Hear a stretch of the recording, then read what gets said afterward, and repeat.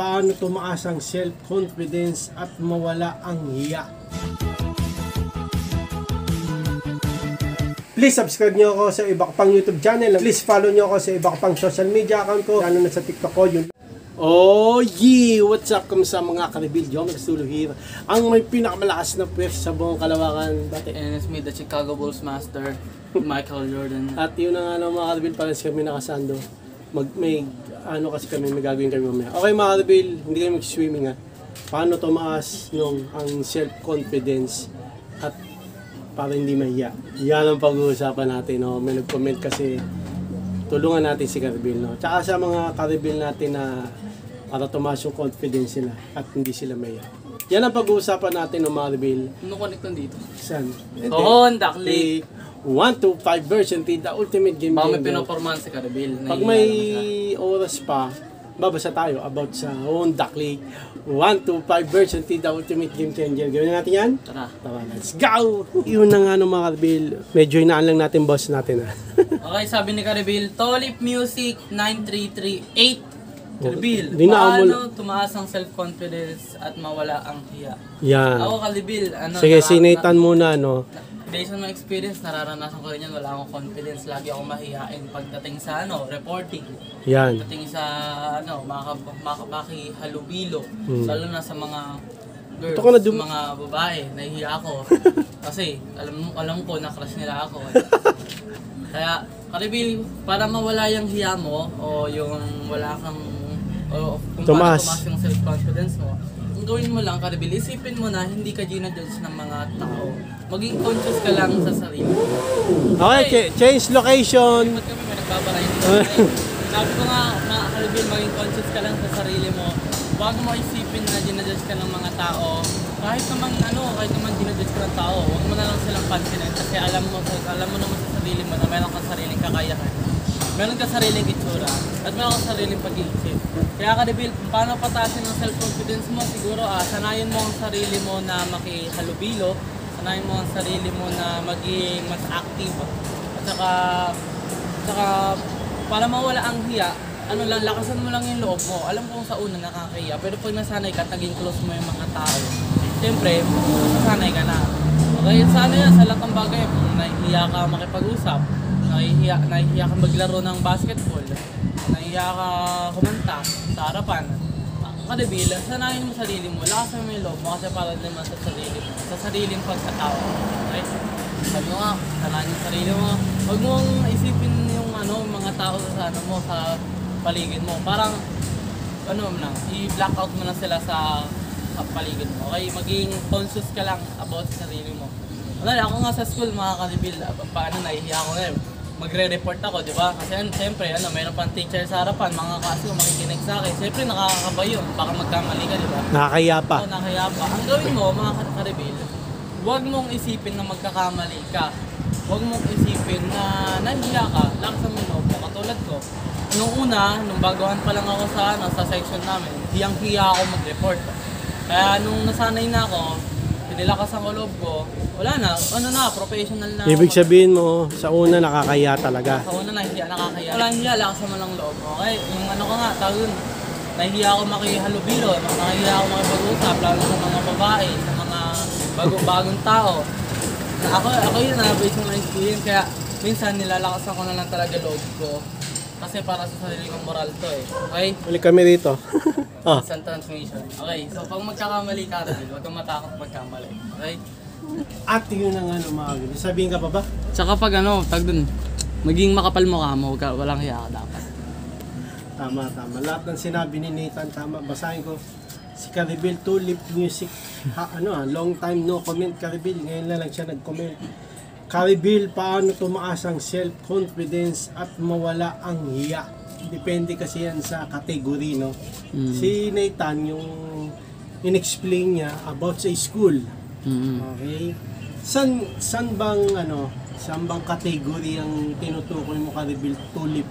Sa pagmamotor, kung nawawalan ka ng confidence, maging self-conscious ka lang. Isipin mo lang yung lagi sarili mo. Okay, ganito yan Karibil. Example na lang sa pagmamotor. Honda Click 1-5 version 3, the ultimate game changer. Sa una talaga, mahihiya ka magmotor. Alam mo bakit?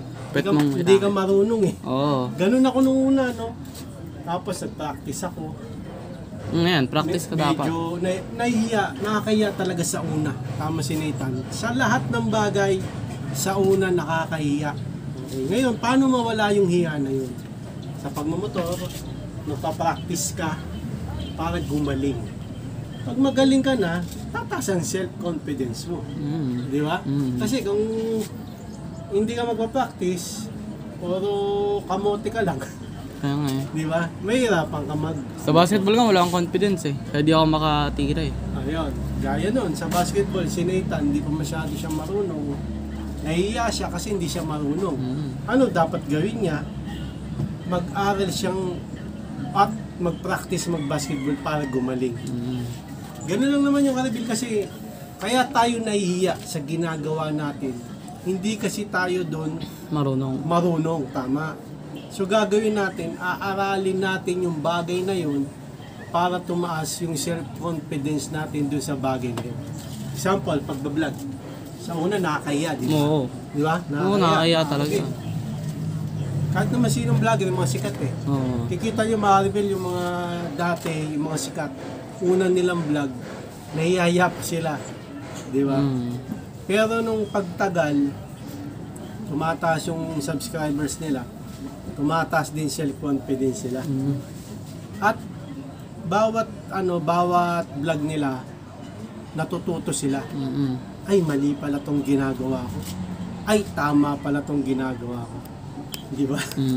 So, ngayon, pag naaral na nila yung tama at mali, so syempre, di na sila, ay, tataas ng self-confidence.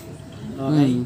Tsaka yung hiya, mawawala na rin. Kasi sa una lang naman talaga yun. Sa lahat ng yung bagay. Yan, mag-a-apply ka ng trabaho. Nakakahiya, sa una. Diba? Example lang, Karibil ha. Mag-a-apply ka, syempre, wala ka pang experience. Fresh graduate ka. Mag-a-apply ka. Syempre, mahiya ka. Pag natanggap ka na doon, tapos doon sa una mong trabaho, kunyari na tapos yung kontrata mo doon, second apply mo, wala na. Parang, kasi, ano na eh, nagkaroon ka na ng experience eh. Okay. Ang ibig ko sabihin, ganito yung Karibil. Sa una talaga, may hiya. Okay? Ganito lang yan. Ganito lang. Okay. Ibang category naman tayo. Sa ano naman, sa panliligaw. Okay. Hindi kasi nasabi ni Karibil tulip yung si kung saan category. Kasi may ano yan eh, may parang category yan eh. Okay.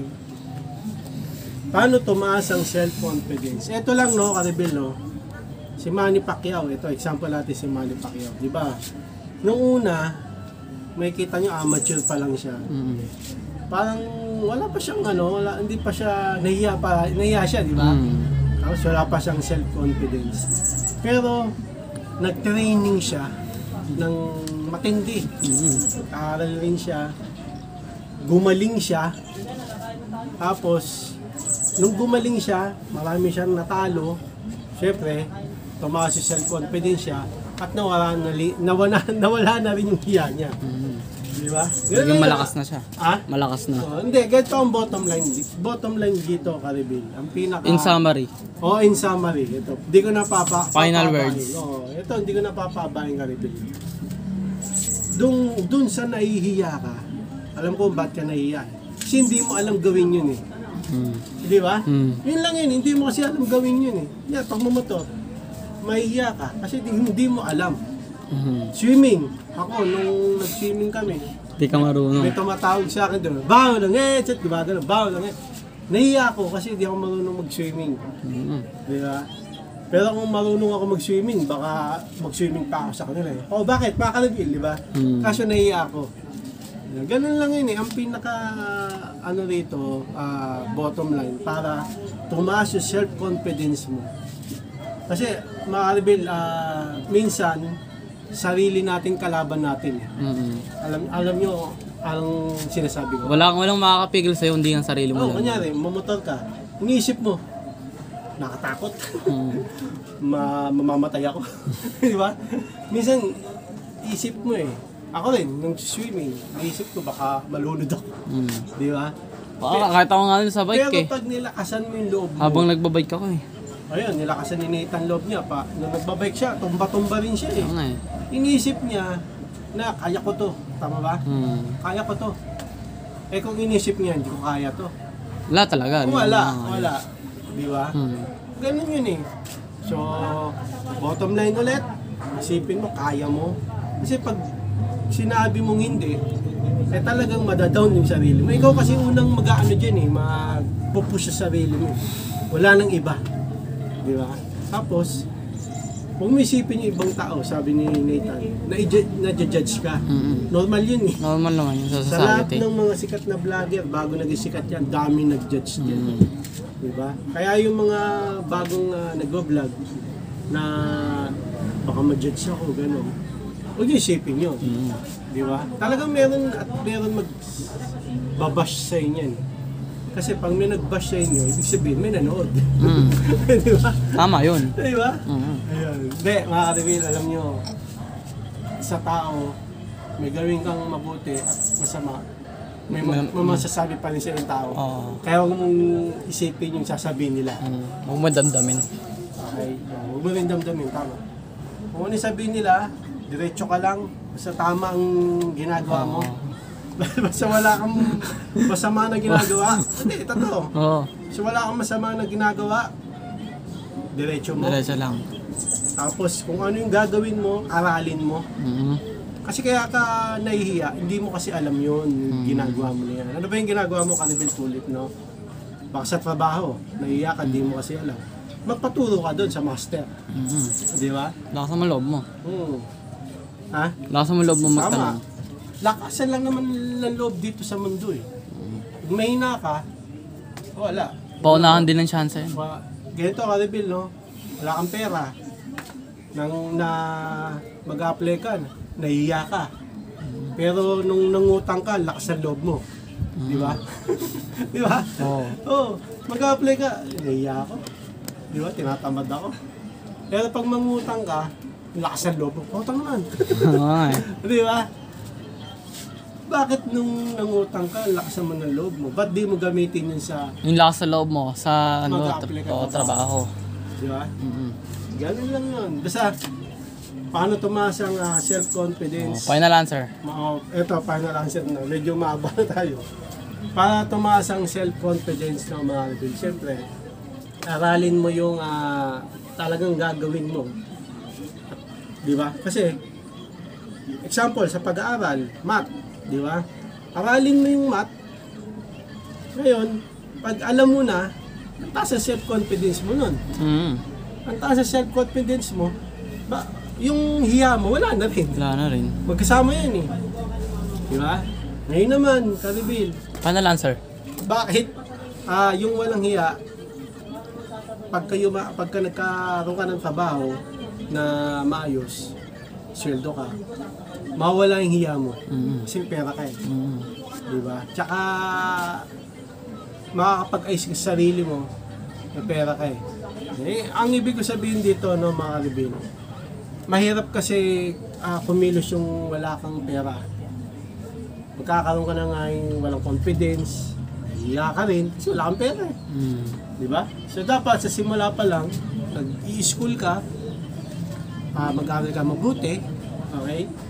Para pag nag-apply ka, mataas yung self-confidence mo kasi may pinag-aralan ka eh, na maganda. Nag-aaral ka pa ng mabuti, at hindi ka mahiya kasi may ano ka eh, nag-aaral ka eh, may knowledge ka. So gano'n lang yun. Last. Last. Last na to. Ang pinaka-last ko sasabihin para tumaas sa Paano taas ng self-confidence? para tumaas ang self-confidence. Ito sa lahat ng bagay na to aralin mo mabuti yung gagawin mo. Inulit ko lang, pero yun naman ang totoo. Di ba? Magkasama yan eh, Karibil. Oo, magkasama. Magkasama yan eh, yung pag may self-confidence ka na, yung hiya mo, wala na yun. Sa panliligaw tayo. Sa panliligaw, punta tayo. Huwag na dun. Hindi. Para tumaas self-confidence sa panliligaw at mawala yung hiya. Sa una talaga, unang beses mo manliligaw, may hiya ka. Parang trabaho lang yan eh. Mag-apply ka ng unang mong trabaho, mahirapan ka. Una mong panliligaw, may rapa ka. Pero second panliligaw, third, fourth, makapal na mukha mo. Oo, kasi Oo. ano na, close Una, na kayo. maliligaw ka, hirap na hirap ka. Aabot siguro ng mga 20 years bago mapasagot. Pero yung pangalawa mong liligawan, baka isang araw na lang, mapasagot mo na kasi may experience ka na eh. Ganun lang yun eh. Okay, kumbaga, doon sa una mong experience, naaral mo na kung paano. So sa second, may confidence ka na kasi natuto ka na eh. So yun ang pinaka root word. Aralin mo yung gagawin mo para tumaas yung self-confidence mo. Pag naaral mo, kasama na yun eh. Pagka may Self-confidence. mawawala na rin yung iya mo. Magkasama yun eh. Kasi ba't ka may iya? Alam mo yung gagawin mo eh. Di ba? Okay. So, tapos, Karibil, pagka nakapag-apply ka na nga ng trabaho, tapos susweldo ka, magkakaroon pera. Pampataas din. Ito, totoo pampataas din ng confidence, may pera. Oo, totoo lang. Kasi Sa mga nagbablog, papataas sa lipunan, ang ano eh. confidence, subscribers. Ganun. sa lipunan kasi pag may pera ka, ano eh. Oh. Ano? Yun. Sa lipunan kasi, ito real talk to Pag may pera ka, kilala ka. Oo. Pagka wala pera, who you? Uyo. Kahit saan ano yan, di ba? Ganun yun. Okay. Okay. Ito pa ka-reveal Siyempre para tumaas din yung self-confidence mo. Ito, last na to. Siyempre, mag-ayos ka na mabuti pag mag-apply ka. Hindi naman pwede yung mag-apply ka, naka-short ka, rubber, sando. Hindi ka pa naliligo. Di pa naliligo. Siyempre, pag mag-apply ka ng trabaho, para tumaas yung self-confidence mo, naka-dress business attire, slacks, di ba? Di ba ganun naman? Tapos balat na sapatos. Basta kung ano yung nila, requirements. Di ba? Tapos naka-wax. Di ba? Yung pogi mo tignan nun, syempre ikaw, mataas. Confidence mo kasi ang ganda ka tignan eh. Di ba? Sino ba tatanggap dun sa mukhang haggard na nag-a-apply? Oo nga eh. Di ba? Sabi natin mahirap ka okay na yun. Pero pwede ka naman mag-ayos sa sarili mo. Pag nanliligaw ka nga, nakaayos ka. Bakit pa dun sa mag-apply ka? Dami ko na nasabi Marvin, basta yun na lahat yun. Para tumaas self-confidence, aralin mo lang kung ano yung gagawin mo.